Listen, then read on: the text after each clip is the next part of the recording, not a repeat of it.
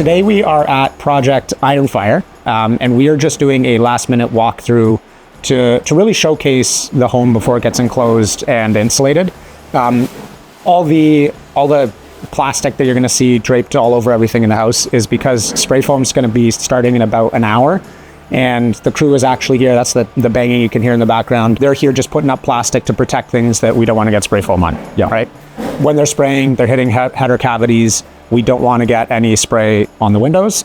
That sucks. It's a terrible thing to try to clean off. Yes. Very difficult. It can cause damage. So we need to prep appropriately. If you've hired a spray foam contractor and they roll in and they don't prep anything, tell them to stop, kick them off the site, make sure they prep things. 100%. This is, you can see the attention to detail on this prep work. Not only are they prepping over the windows, but it's the wall cavities as well and the floor.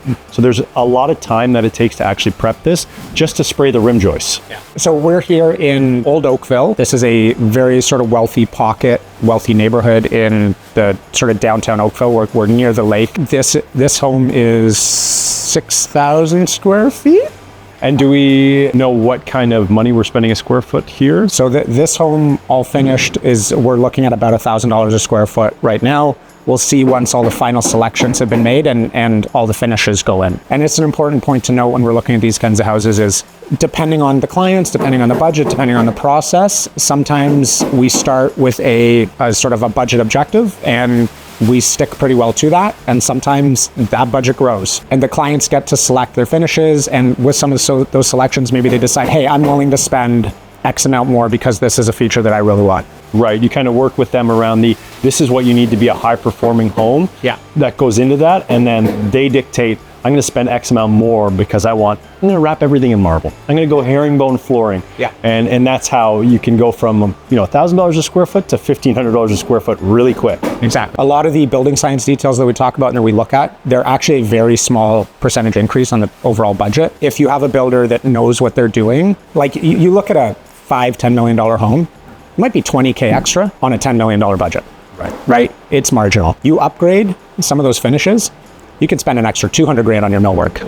Real easy. Yeah, we saw that in Boston. In Baston. Baston. So while we're here, I want to kind of take a look behind and talk about this for a second. So for anybody that's kind of watching this has picked up on this, is go, hey, why is there a wall in front of this membrane? So this is our smart vapor management system. This is actually Intello X, which it's Intello.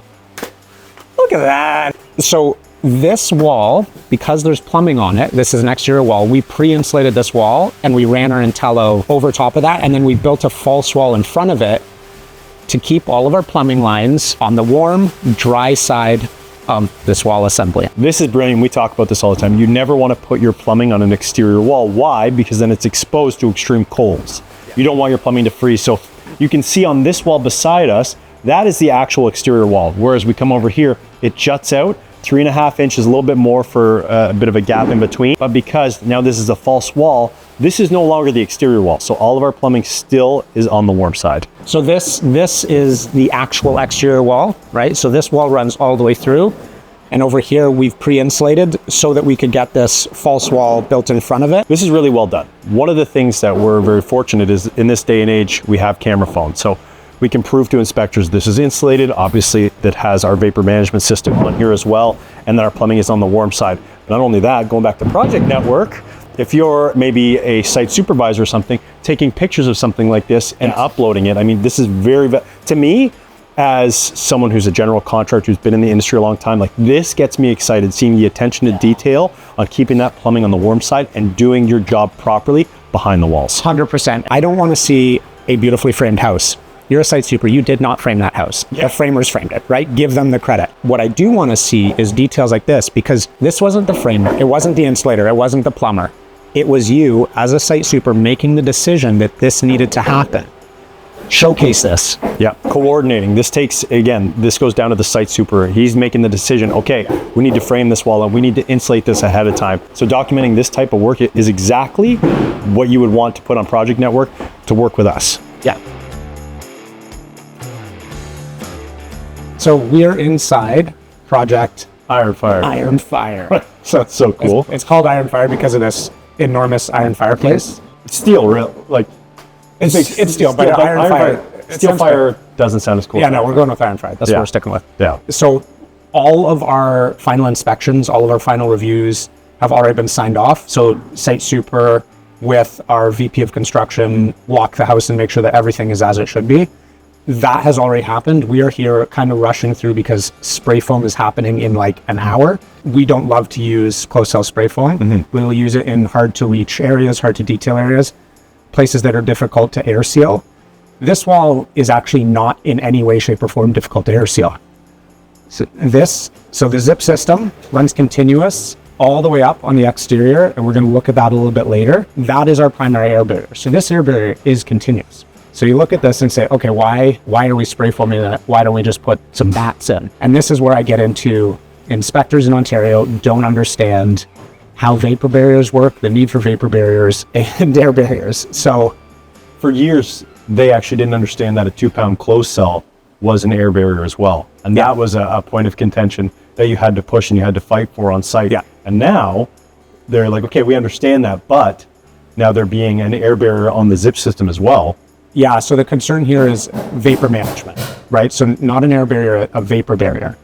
The vapor barrier is what we commonly see on the inside of the home. So it's not this plastic, but you'll see plastic run on the inside of the home, right? That's your 6 mil poly. 6 mil poly should not get used anywhere except for in the high Arctic. Only if you are a heating dominant climate, I shouldn't even say heating dominant, heating only climate, should you use 6 mil poly. Everywhere else, you need to have a smart vapor retarding membrane to allow drying in both directions because we use air conditioning. So the moisture load is different. I'm going to get into that. That is a complex thing. Yeah.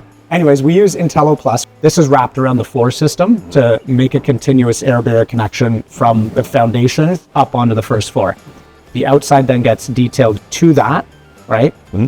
This will get pulled up to here, and then Intello will get put on here, continued up. So this is our vapor management system. Yeah, and you can see that on the top plate as well. It's the same thing all the way up. So when he's saying it's continuous, meaning like all the way up, this is wrapped around. So there is no break. So that vapor management is completely sealed. Now what we get into here, and this is the challenge with Ontario inspectors. And we shouldn't say all inspectors, because not all inspectors I'm going to say every inspector I've ever dealt with. Okay. Inspectors take a building science course. To make the vapor barrier continue up through the floor joists, you either need to take that Intello and you need to cut it and then tape it into every single floor cap. Right. Right? Between every single floor joist. I've done that before. Oh yeah, me too. Frickin' sucks. It does. It is incredibly time consuming. It's really hard to do. There's a lot you have to contour around, so it's not always 100%. Exactly, because the eye joists are an eye. Yeah. Right? They're not old school, just SPF like 2x8, 2x10, 2x12. So anyway, that's why we spray foam these header cavities, because the inspector comes in, they look at it and they go, our vapor barrier, fantastic. And you go, okay, and then you don't have to have an argument with the inspector. Yeah. I have had numerous arguments with the inspectors. It's not a great thing to argue with the inspectors, so figure out a way to placate them and just get your inspections passed. Yeah, in order to build, you need to have your inspections passed, which is, I'm being a little dumb. Like, they're not all bad. You're not all bad. But it's not worth proving that you're smarter than an inspector. So when 2-pound closed cell spray foam was first introduced into the building industry, inspectors weren't privy to that knowledge. So it took a long time. It was like, going to Congress. You have to give them all this information proving that this also acts as a vapor barrier. So I think in time, what happens is on site, I feel like technology advances a lot quicker than what the inspector gets. And it's not to knock the inspector, but this technology will go to them. Yeah. It's just that companies like Hummingbird, we're using really advanced building products here that exactly we believe everyone should use. It's just not everyone has that information all the time. Yeah, exactly. And it's also an understanding of vapor management and the need for vapor management, differentiating between an air barrier and a vapor barrier. They can be the same thing, but they can also be different things. And I think if I were to just make an assumption, I don't think inspectors get enough continuing education. Because to your point, a lot of this building science has progressed rapidly. Where we stand today, in my eyes, not a ton has changed in the past 5 to 10 years, but it did change rapidly up to that point. And I just think the continuing education didn't happen.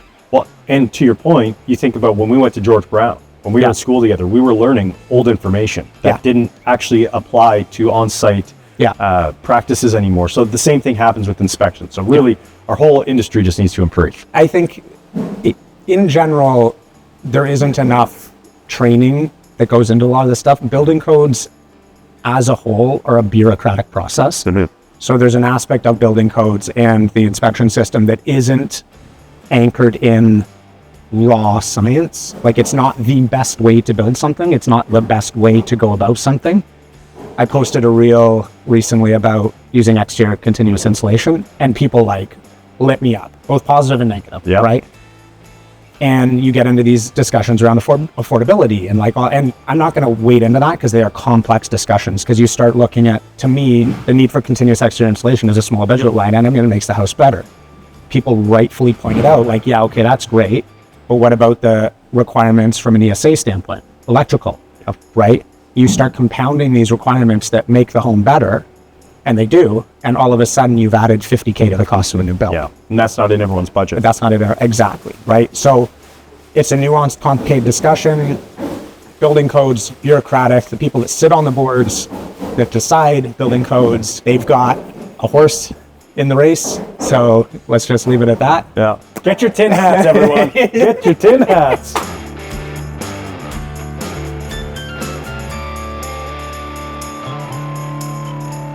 We're here with the top dog. What's your title? VP of Construction? VP of Construction. Okay. Kyle oversees making shit gets done and making sure that stuff gets done correct.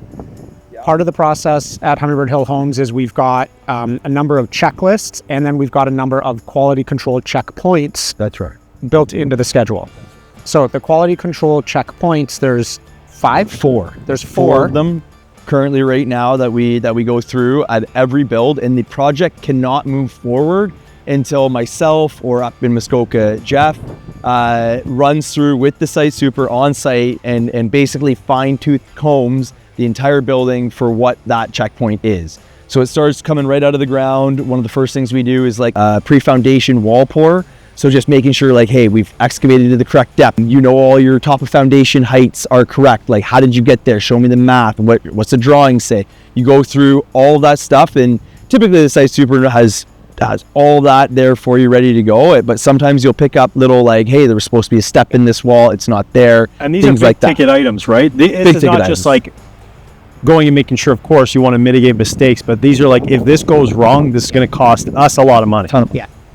Basically, the leadership team, we got together and we looked through and said, okay, when is it worth adding the burden of an extra set of checkpoints, right? So the site super is responsible for checkpoints throughout the project. Exactly. The project is their responsibility. Yeah. But there are these 4 critical points that, as a leadership team, we have said the project cannot move forward unless someone from the leadership team, Kyle down here, Jeff up in Muskoka, comes and visually inspects and verifies. And the reason we picked these 4 is because if you get them wrong, big money. Right? You get a tile layout wrong, you get a faucet location wrong. It sucks, but you can replace it, right? Couple grand at most. If you don't excavate the bottom correctly to the right depth, that's big money. That's big money. That's not a couple grand. If your foundation doesn't get waterproofed correctly, that's potentially hundreds of thousands of dollars. If you don't, what we're looking at here today, and this is the first phase of what we're doing, and we can talk a little bit about that, but what we're doing here today is, again, mitigating warranty costs by ensuring that the building envelope is detailed 100% top that it could possibly be detailed, to try to stop water ingress, air, vapor, all of that. And I love that you said mitigate warranty risk. And this is a really important thing when we talk about building science, detailing, all this kind of stuff. There's a ton of benefits: occupant comfort, fewer bugs, less like mold potential, all that kind of stuff. Kyle's mind went right to the business side of things. Oh yeah. If you build a good home, you massively reduce your warranty risk. And that is why everybody should be doing these things. I don't care if you agree with building science or not. You don't agree with global warming, like, let's not get into that. Doesn't matter. You do these things because it's going to save you money in the long term. It's going to protect you down the road from potential issues, water infiltration, potential building failures.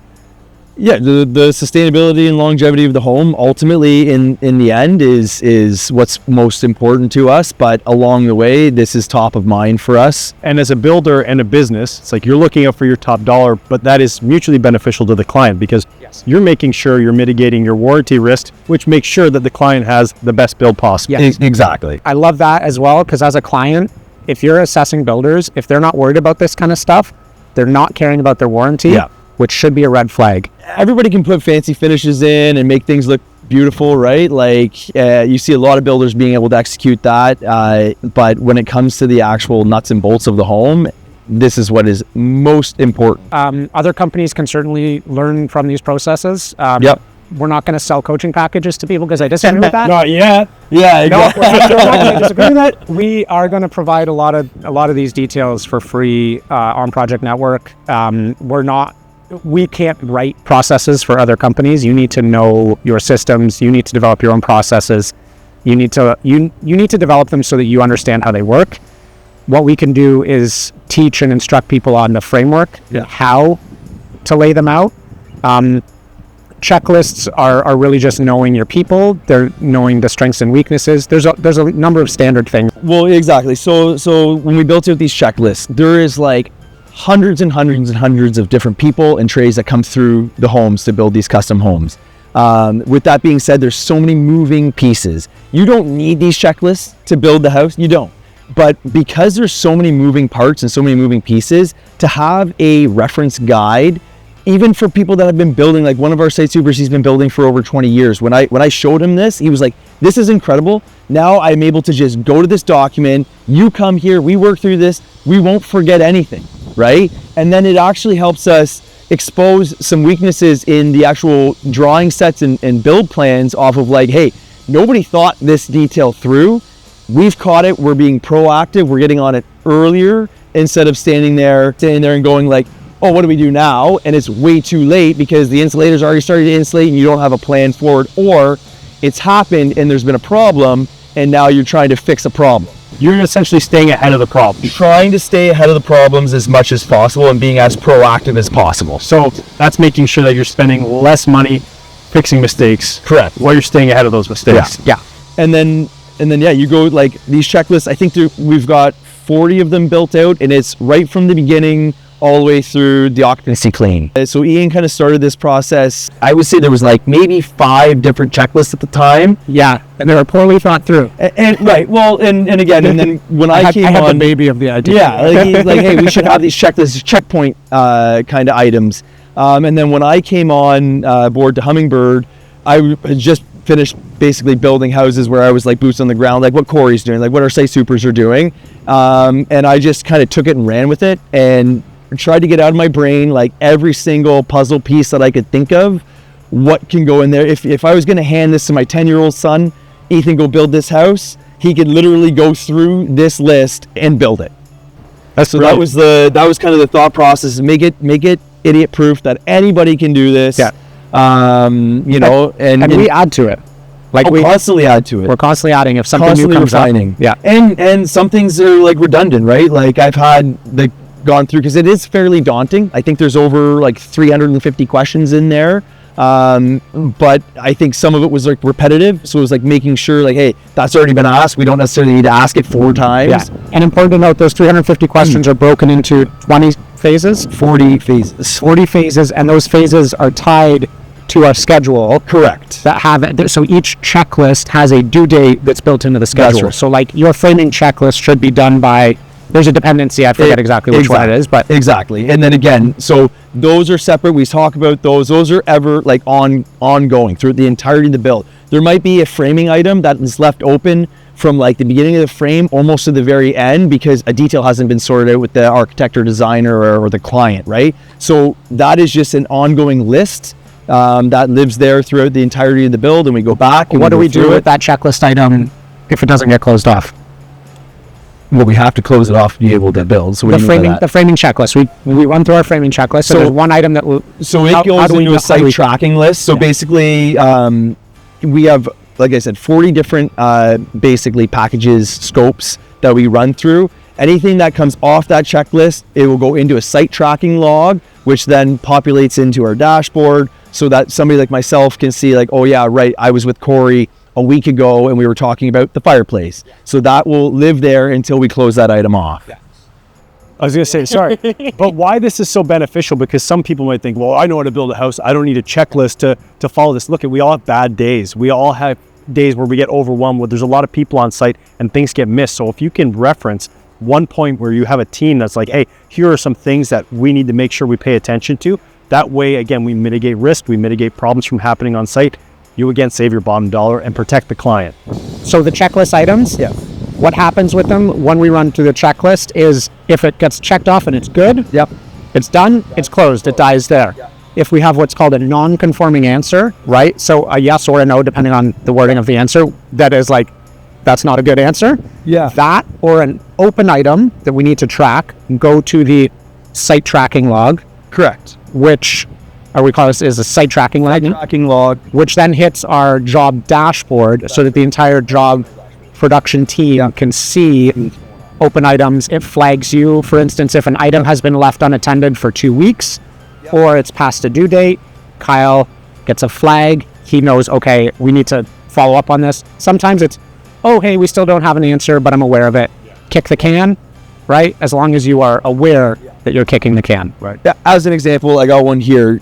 Do all the windows and door operations work smoothly and problem-free? So the answer right now is no, so that it flags into our site tracking, because Corey hasn't been able to go around and check every single window and door operation. So he's checked half, and we're saying, and I have a note in here, yep, Corey checked half the windows, they're operating, still needs to be completed. So that then goes into our site tracking to ensure that that step of the build still happens, right? Not just half of them, all of them need to get checked, right? So that's kind of the way we track it.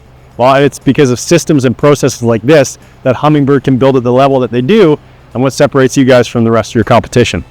Awesome. Should we go actually conduct this So to talk a little bit about what we're doing today. So again, we're doing exterior envelope penetration review. So anything that's been drilled or punched through our air barrier envelope, we want to review and make sure that it's been detailed properly. Here's one, and again, I want to say this is the first walkthrough of many. We carry this process out, just the same thing. It goes into another sort of tracking log for us to ensure that this is constantly being checked while the staff is here, while the guys are here to detail the home. We want to make sure that we're kind of constantly reviewing their work as they go. Once it's completed and we say, yep, we think we're perfect on the outside or as perfect as we can be, we get the insulation done on the inside and the vapor barrier done on the inside. We will then start to run internal blower door tests to start to actually test our building. So on Project Iron Fire, we have used, and we use this on most of our houses. The Zip system by Hubert. Yes. So we love the Zip system because it is really quick and easy to install. Correct. The Zip system is it's OSB that has a spray applied finish on it that acts as a WRB Coating. The coating itself is not what creates the air barrier. The air barrier is actually the OSB. OSB is a pretty good air barrier. The coating does help a little bit, but people get caught up in that. The specific Zip system that we're using is the Zip R system. Because it has a layer of polyiso. That's right. Inboard of the OSB. We use the R6, which is 1 inch of polyiso, so we're 1 7/16 total thickness of this system. Correct. We love the Zip system because it has replaced 3 different materials. And then again, multi-stepped, right? So you will have to have multi-trade involved in order to execute the detailing when you use other products. So this is like kind of like an all-in-one. Our framers are able to install it for us and detail it for us at a high level. And then our own internal staff then comes through, and this is what we're kind of walking through today. And we're reviewing both the framers' work and our internal staff's work, ensuring that we've captured all the different penetrations and anywhere where we can have air leakage. So when they say that it's covering 3 different products, so it's the WRB, so like a house wrap, then it is the sheathing and also the insulation. So it's a 3-in-1, and this is what helps you achieve that exterior insulation. So the best way to insulate your home is from the outside. Now you have a continuous insulation that's going to really help with energy efficiency. Exactly, yeah. And we use the Zip system as our primary air barrier as well. So we're looking for continuity of that. So right now, we're not necessarily assessing the continuity of the air barrier. Primarily what we're looking for right now is potential water ingress points. Correct. Right? So where can water get in the home? Exactly. Right? Number one thing, I'm going to say that this is a masonry finish based on the brick ledge here. Yep. My God, you don't want to have to redo this. No. Don't Big let money. Don't let brick start. Yeah. Before you do this checkpoint, and make sure that you have run through and assessed everything. Exactly. Let's talk about some of the key points, because I see some good spots, I see some bad spots, I see some spots that aren't done yet. Correct. Right? Which is the whole purpose of this. The is whole flagging purpose of this is to start to flag it and start to create a working tracking list on what do we need to do to be able to close off this item. Yeah. So this is probably a good spot right here because we can see kind of a lot of things happening at the same time. So starting down here, we've got the zip running down onto a brick ledge. This is something I do kind of want to highlight because I see there's a lot of videos online about zip and about how to detail it. And I just feel like south of the border, everyone just does siding. Yeah. And this is just a really clean, easy detail because your zip is out flush with the foundation wall, and it's oftentimes outboard of the foundation wall. And whenever we're thinking about water, we want to think about gravity. We want to make sure, like, water will follow gravity. Old mentor used to have, he always said, water is lazy. It will find the easiest path to whatever, right? That's a good way of looking at it. If your wall system is out over top of your foundation, that's super easy. You don't have to worry about a whole lot. That's right. Right? You kind of want to seal it off for bugs and for air and that kind of stuff. When we're looking here, when water gets behind here, and this is an important note, water will get behind your cladding. Yeah. Don't pretend it won't. There is no world where water isn't getting behind your cladding. We need to provide a drainage plane to get the water out and away from the house. Yeah. So right here where it lands on the brick ledge, what are we using here? So that is the Zip liquid flash. So it comes in sausage tubes. You have a sausage gun. You apply it, and then you have to use like a squeegee, and then you trowel it on basically and make sure it seals. Yeah, we want to make sure that this is decently thick. Decently thick, and both surfaces have to be clean. Like as you can see right now, like the ground and everything, like we got a very dusty environment, right? So before the guys can install this, they got to make sure they come over, they wipe it down, it dries out, and then they can install the liquid flash. That this is essentially like you see the zip flashing tape here. This is creating that tape and that bond Correct. from your substrate to your brick ledge. Exactly. So what this is now doing is providing a drainage plane for the water to get out. This additionally will get flashed by the masons. Correct. Before they come, but this is a redundancy. This is redundancy. This is our first layer of protection to be able to stop any water from being able. Where your foundation wall and your exterior framed wall meet is a weak point for the build, and you have to take great care in that weak point because, especially in situations like this where you have a horizontal plane, water is going to want to sit on here, right? Yeah. So you got to make sure you pay a lot of attention to that spot. And to Ian's point, water is going to get back here. Yeah. So it's preventing any issues from happening because to say there's going to be a lot of people that say, I'll do it and water's never going to get behind there. It's going to, and then now you're not going to have an issue because this is sealed off. Yeah. Your exterior cladding is bulk water management. Bulk water. It is not watertight. That's right. You want to stop like wind-driven rains. Yeah. Right? You want to stop snow, all that kind of stuff. But this is your weather barrier, being air. I remember an old school guy I used to work with called it the wind barrier. Yeah. It's incorrect, but I guess logically it works, right? It is, you're stopping air movement from getting in, and then you're stopping water from finding its way into the home at this point. If you aren't watertight here, you're screwed. Yeah. Right? So this provides that water tightness, and it provides air barrier continuity. So we're transitioning the air barrier from here to the foundation wall, right? So the zip tape needs to be applied. It has to get rolled. Tons of literature about that on social media and all through Zip's literature. They've got a roller. I love the one that has the Z's in it. Yeah. Or the Z's. The Z's, we're Canadian. And then you roll it, and you can actually see the Z's in there. That's to ensure, like as a site super or someone walking around, you see all those Z's on there, or Z's, that it has been rolled properly. Yeah. These tapes, again, this has been beat to death, but for anybody new to this system taking a look, any of these these types of tapes, the adhesive that's used on them, they're pressure activated. It doesn't matter what it is. It doesn't matter what you're taping. If you don't apply pressure to it, it will not bond properly. Right. When it's properly pressure activated, you should not be able to peel this off. Right? And I will. It's a struggle. Right? Like that. Yeah, it's actually pulling off some of the finish of the zip. Like that. So that's good. They're gonna have to redo that. I apologize. I mean, there were some holes there. Yeah, anyway. there were some holes there, and that's actually one of the things we're looking for. So this spot is going to get noted as it needs to be retaped. It won't get pulled off, but another layer of tape needs to go over that because there's a bunch of little holes in this. One of the other things that I wanted to note, and that is for waterproofing in general, is that you have to think of, again, gravity. When water's working its way down, you can see the overlapping of the tape. So here, you can see, okay, if water comes and hits here, it's not going to go behind this tape. It's going to ride down this tape. This tape is overlapped at the bottom. So kind of working from the bottom up and overlapping so that water is never driven down and to penetrate underneath the tape. And I love that, and highlighting that. So we call that in the industry shingle lapping, right? You think of roof shingles, you start at the bottom and then the top goes because it allows for water shedding. Exactly.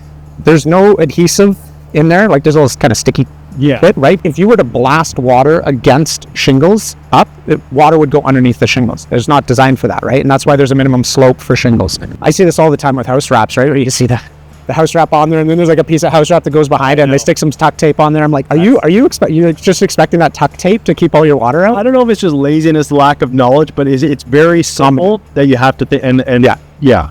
I assume that this isn't sticky from a water management perspective. You need to ensure that the water is going to run down and off of it. Yeah. So when I look at these tapes, we look pretty good, high level in most places. There's a corner over here. So this corner, this is going to get noted as this did not get wrapped fully. Like we don't have enough coverage here, so that needs to get extended. We want 2 or 3 inches there. I was gonna say, so real fix, just adding another piece of tape on this side, but someone's going to go around and do that. The windows have not been taped yet. I don't love this spray foam job. This is just excessively spray foamed. Whoever did this just got way too excited. From a labor perspective, they're like, okay, we spray foam the crap out of it. That's great. We know we're insulated, but now someone's got to come along, cut this, every single window in the house. And there's a lot of windows in this house. That's a lot of time for one person to have to do that. Exactly. Yeah. We need to cut all this off so that we can then tape from here to the window. Again, this is a water thing.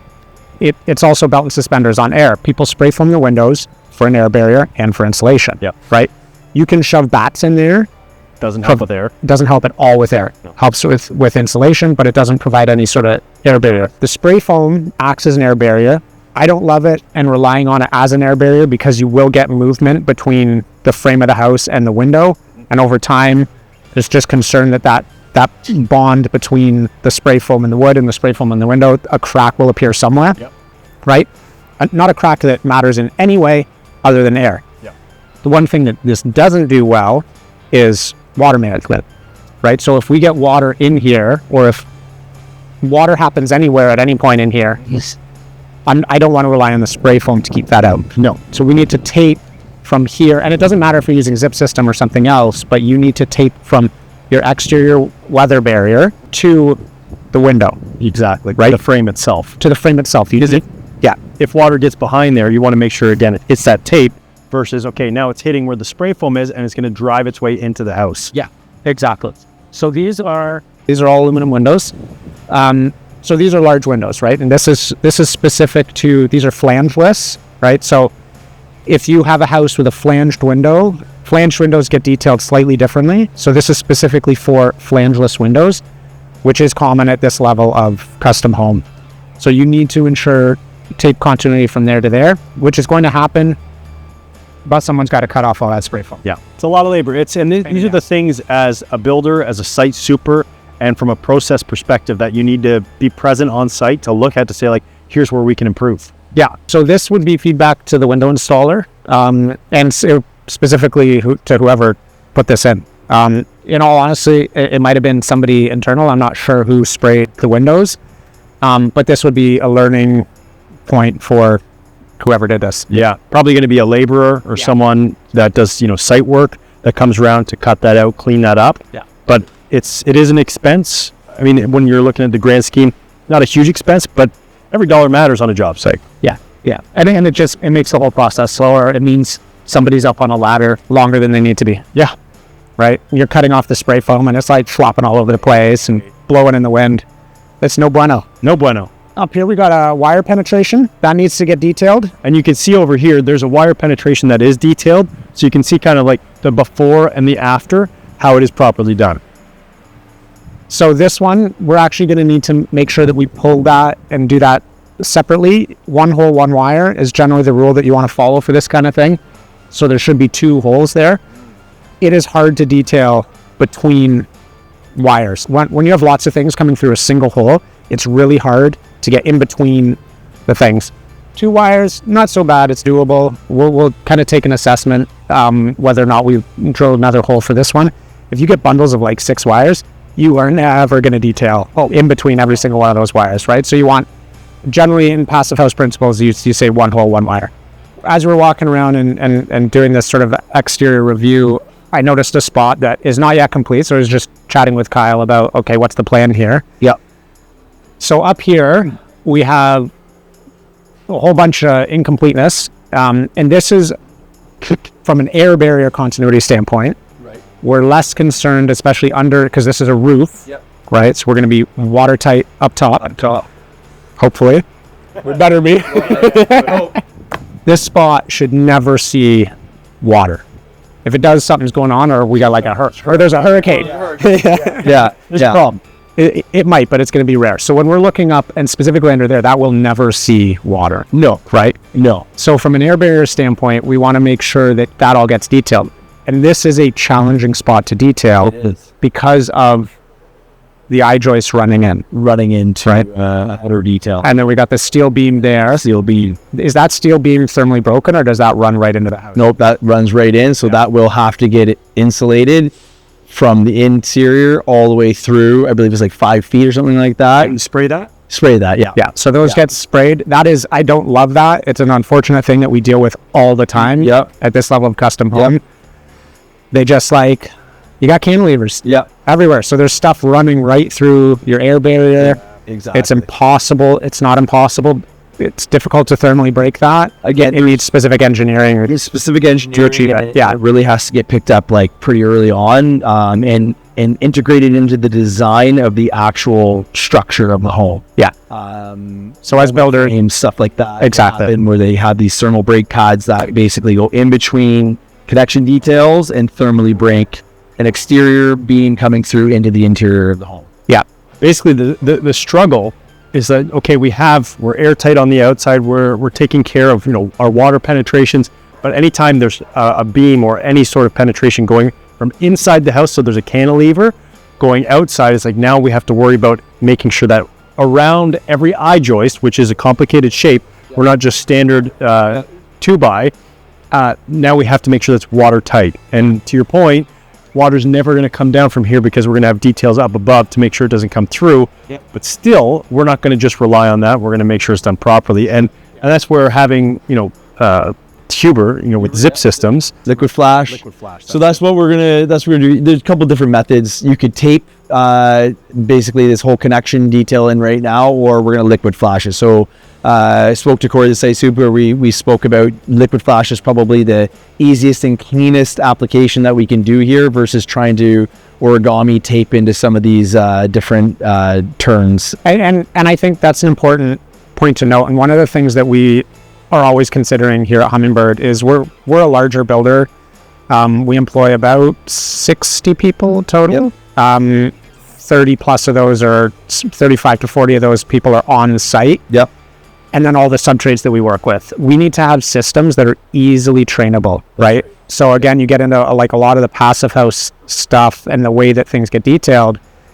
Man, you need like multi-day courses to learn how to like tape things properly, right? So we look at the liquid flash in this instance is a far more foolproof installation method than teaching somebody how to tape this whole For thing. sure. And then when you talk about passive house and certifications and stuff like that, when you do that, you have tons of mock-ups throughout the duration of the build. So you are mocking things up, testing it, making sure that that whole group that's building that passive home is all on the same page.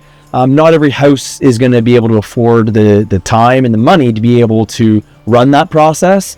So the belt suspenders approach that we have here on site it's got to be the easiest path forward for multiple people to be able to execute it, because to your point, you could get 5 or 6 different carpenters on the outside detailing It's got to be straightforward so that everybody can execute at a high level and there's no mistakes. Yeah. I love, like you said, not everybody can afford it. Yeah. For sure.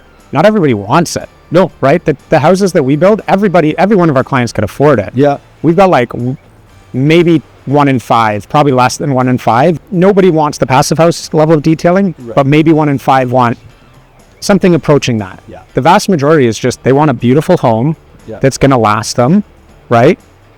That's not going to have issues and it's going to be comfortable to live in. So we take passive house building principles and we slap them on to a design that is beautiful, but they haven't thought about the building science aspects, right? So we need to come in and we need to apply a lot of these lessons and we need to apply them in a way that is efficient and cost effective. Because again, we talked about it earlier, as a builder, the number one concern we have is occupant comfort and warranty costs. 1A and 1B. I don't know which one's A and which one's B. They're both incredibly Depending important. on the day, I guess. It depends on the day. Yeah. We want happy customers that are pleased with their house because it gets us a referral, and we want low to no warranty costs because it keeps us happy as business owners and it keeps us going and providing an excellent. I mean, we said it earlier, they go hand in hand. Yeah. Right? Like you can't have one without the other. This is why it's important to work with certain brands like Huber, who have systems in place to make our lives easier, to make sure that we're worried about our bottom dollar, we're worried about the client. This helps us achieve that in a much more cost-effective way. Yeah.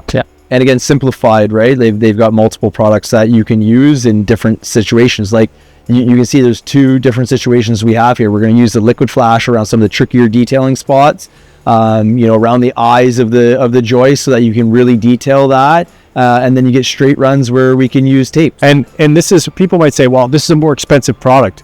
Okay, well, let's use a cheaper product and let's do this in 3 stages. And let's think about then the time that it's going to take to install all this. So there's a trade-off with labor costs and material costs. Yeah. House wrap is an air barrier. Yeah. If you detail it perfectly and nobody at any point rips anything on it. Yep. Good luck with that.